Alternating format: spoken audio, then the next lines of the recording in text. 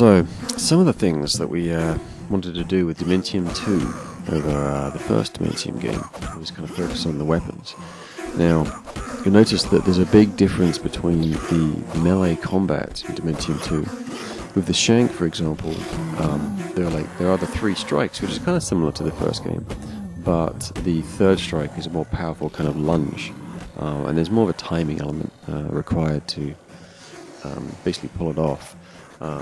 And you can just be a bit more flexible with it. You can kind of do the 1-1-2 kind of slashes, or you can do the 1-2-3 to get the full third powerful hit in there, but the third hit does kind of leave you at a slight disadvantage for a small amount of time.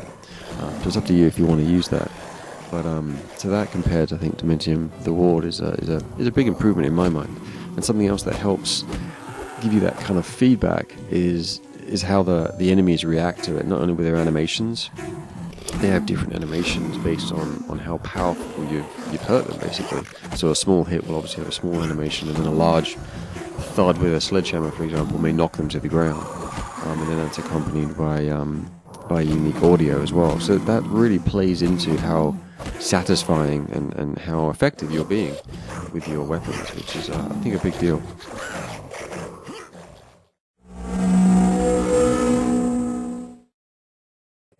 We went for a large assortment of weapons, of course. We have a good supply of melee weapons with the Shank, the sledgehammer, and then moving on to the classic revolver, shotgun. But then we also have some different things, such as the flamethrower, which is a makeshift kind of flamethrower made from a Zippo lighter and an aerosol can. When you put them together, makes a nice effect. And the big challenge with that was getting the particle effect to work well. Basically, the flames and the smoke to actually look decent and kind of realistic, for DS standards. And I think the result actually worked out really well. And last weapon I wanted to mention also is the nail gun, which is a great, just a fun variation on a range weapon. Projectile weapon, but it's got a nice feeling to it. It is different than everything's balanced differently, so it is different than the revolver or the machine gun and so on, as far as the rate of fire, the damage that's inflicted, how long it takes to reload, things like that, how much ammo you have, how many bullets it holds in each kind of cache.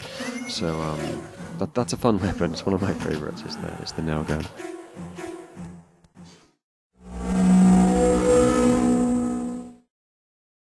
Something else we wanted to add to Dementium 2 is the ability to crouch and jump, which is a big deal. It really adds to the overall feeling of you being in control, making it more realistic, more immersive, where you can choose to jump over objects or crouch under or crouch through tunnels and so on. It kind of just adds more dynamicness to, is that even a word, more dynamics to just your path, the way you progress through the game, and it allows you to kind of be a bit more kind of experimental and kind of explore more to kind of see where maybe you can go.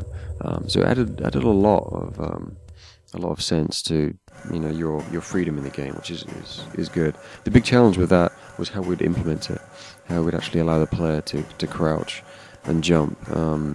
One of our first thoughts being, double tap down on the control pad, away basically, to crouch. But then you would find sometimes you'd want to double tap away to kind of run away, which is often the case in Dementium 2. So we left it so double tap in any direction on the control pad is run, or move quickly in that direction basically. And then opted for the touch buttons on the touchscreen for the jump and the crouch. But in addition to that, you can double tap with your stylus on the touchscreen to jump. So I think that worked out really well.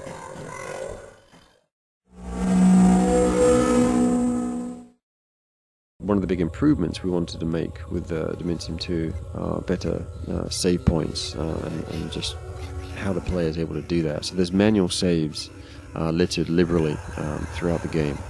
And you can obviously revisit them as many times as you like. Sometimes in the village, for example, you'll actually retraverse back past a save point. So they'll be located in a central place where you can use it multiple times if you want to. In addition to that, there are auto saves around bosses and places like that, and chapters, so you don't have to worry about that. So no more dying in the middle of a chapter and having to restart from the beginning again.